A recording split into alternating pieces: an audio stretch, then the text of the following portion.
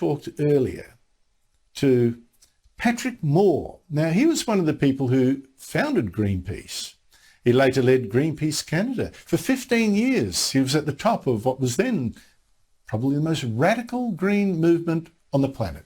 And eventually, big one, eventually he left Greenpeace and started to call out green scares.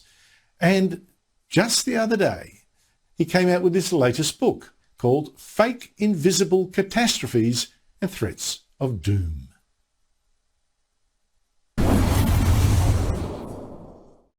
Patrick Moore, thank you so much indeed for joining me again after so many years. Facebook has kicked off its new climate change fact-checking campaign with this claim: overall, polar bear populations are declining because of global warming. Your new book has a whole chapter on polar bears. Is that claim by Facebook true?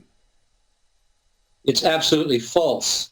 There's simply no doubt about it, and I just don't understand where they get these fact checkers. They're a bunch of posers who really don't have much deep knowledge of this subject, the climate subject or the polar bear subject, which is, of course, blamed on CO2 and climate. Here's the story of polar bears in a nutshell. In 1973, when I was just beginning in Greenpeace back in the day, wildlife biologists realized the polar bear was declining in population due to overhunting. It had become very easy to get up there in a plane, hire an Inuit guide, and get a big rug or two for your fireplace.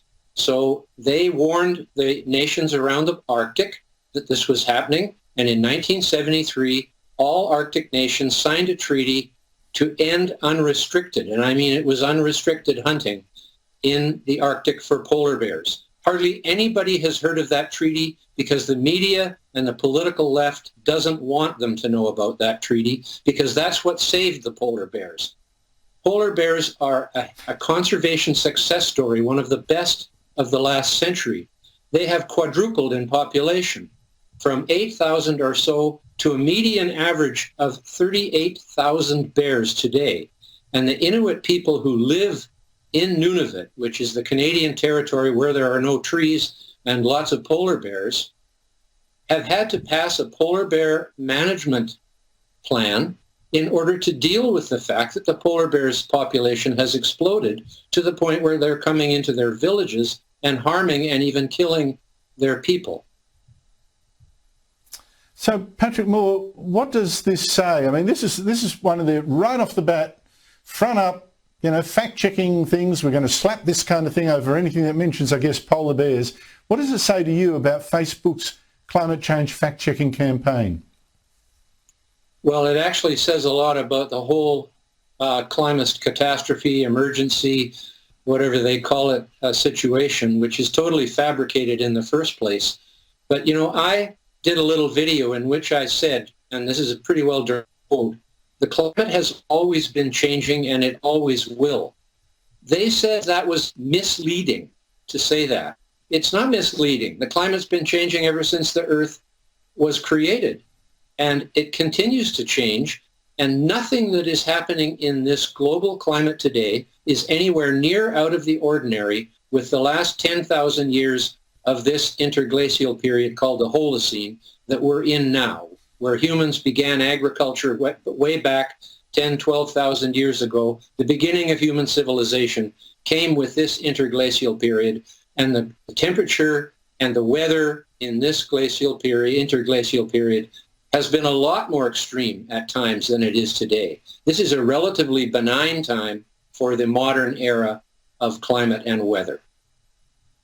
You've written your book, a new book, Fake Invisible Catastrophes and Threats of Doom. Love the title. Why did you choose that? I chose that title because I think I have a unique thesis here. Most of the scare stories, in fact, I think pretty well all of them, are actually based on things that are either invisible, like carbon dioxide and radiation, or so remote, or in the future, which is definitely so remote, that nobody can see it for themselves. Observation and verification of that observation is the basis of science. If the general public can't verify how many polar bears there are, or whether the Great Barrier Reef and other coral reefs are healthy or not, then they depend on the activists, the media, the politicians, and the scientists on serial government grants for their information. And all of those people have huge skin in the game.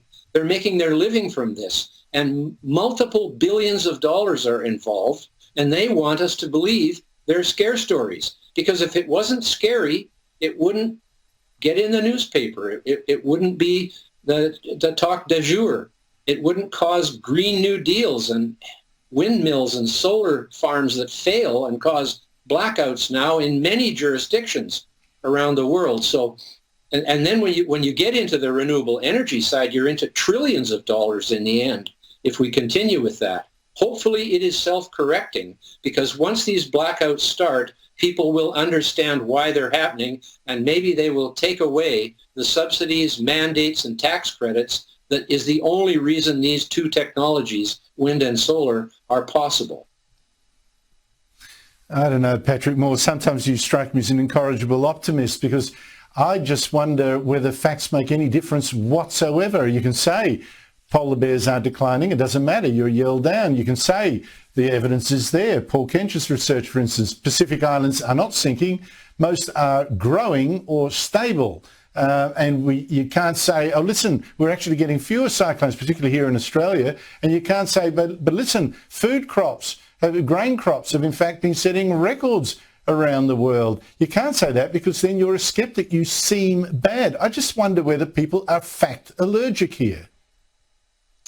Well, my reason for my optimism is partly because I know that when the pendulum swings too far to one side, it tends to come back again at a certain point when people realize it has gone too far. I am an optimistic person, though, and hope that people will realize that they are having the wool pulled over their eyes on these many subjects, whether it's nuclear energy. You know, last time I was in Australia was on a nuclear energy tour, because it seemed to me that maybe Australia could do something useful with all that uranium it has, instead of shipping it all overseas to countries that want it. And then, so Australia has all this uranium but won't allow nuclear energy. Slovakia in Eastern Europe has 2/3 of its electricity from nuclear energy and will not allow uranium mining. Now, that is how rational politics is in this world today. Patrick Moore, I can only hope that your book, Fake Invisible Catastrophes and Threats of Doom, will redress the balance and give reason a platform. Thank you so much indeed for your time. It's wonderful being with you, and it's on Amazon in all countries in the world, I think. And it will give you a whole new appreciation of these scare stories just being fake in the final analysis.